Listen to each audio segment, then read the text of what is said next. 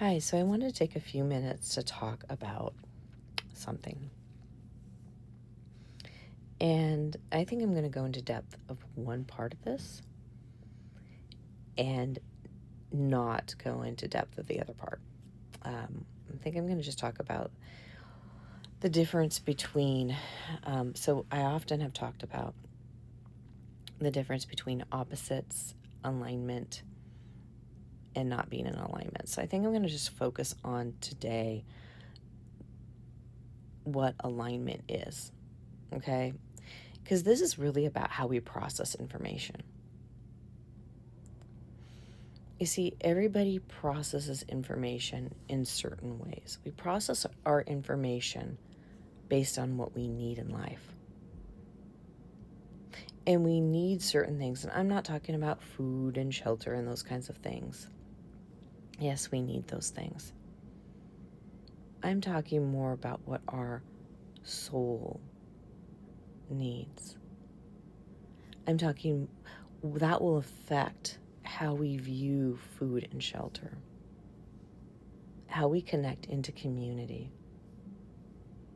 You see, when we don't learn how to connect in a healthy way to community, we're going to struggle. I think I really like this thing that I learned growing up. Raise a child in the way they should go, and they won't depart from it. And that's a Bible verse, but it really makes sense, because if you raise a child to love themselves and love others, they're not going to disappear from that. They're going to know, they're going to find healthy jobs. They're going to find healthy relationships. They're going to raise healthy kids. They're going to have healthy friendships.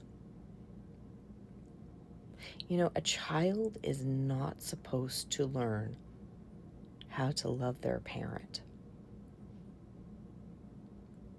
And they can't love their parent if the child doesn't learn how to love themselves first. It is a parent's job to love the child, teach the child how to love themselves in a healthy way, and then the parent's job is to teach them how to love everybody in a healthy way. That includes boundaries. That means teaching the child how people need to be in community, how people are processing belonging. So let's go into what alignment is and what alignment is not. I'm going to give you some political examples because these are really good examples and really easy for people to relate to.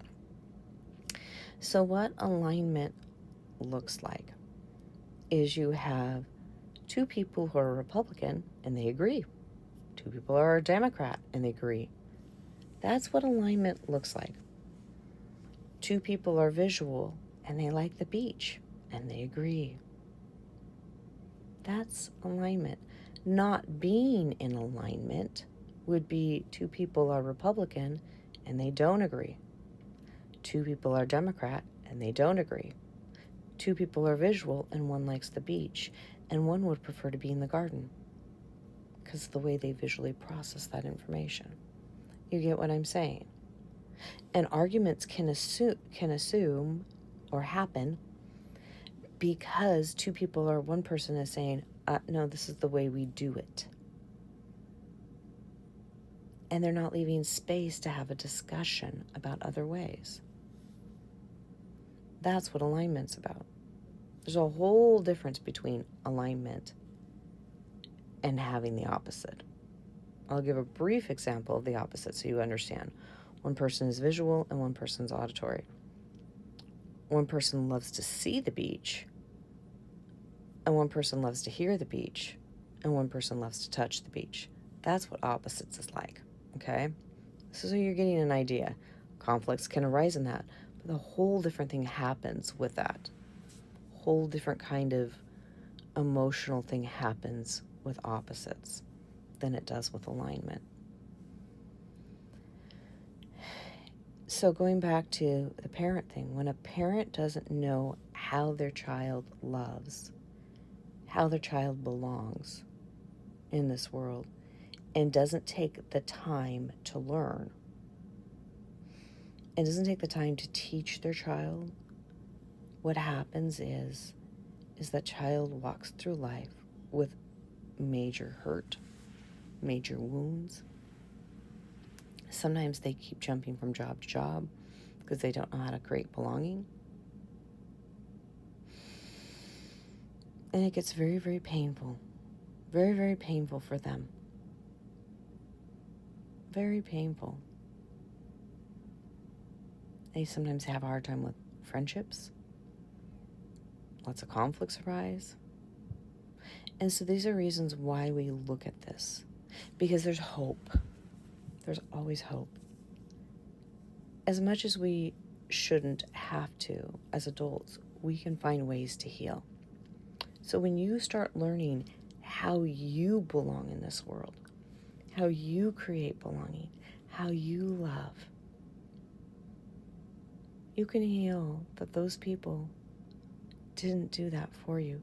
But you see, again, it's never the child learning to love the parent and what the parent needs.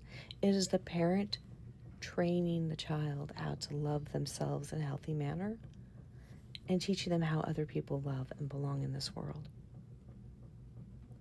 And when a parent doesn't know, they're going to most likely revert back to, this is how I like to be loved, so I'm going to teach you how I like to be loved. Because everybody likes to be loved this way. This is why this is important to learn this. It will impact where you work, how you get along with your colleagues, how you listen, how you resolve conflict. It will impact how you work with your children, how you heal from your wounds. It will impact how you have friendships. It impacts everything. It just does. That's why I started researching this and developing this and started looking at this. When we learn how to, in a healthy way, love ourselves, then we can create an environment of love and belonging around us. And it becomes a wonderful place. And you're not going to struggle with loneliness, even if you are alone. So on that note, if you'd like more information, you can always reach out at the Needs Languages. I have a reach out page, and I'd love to hear from you. See you next time. Bye for now.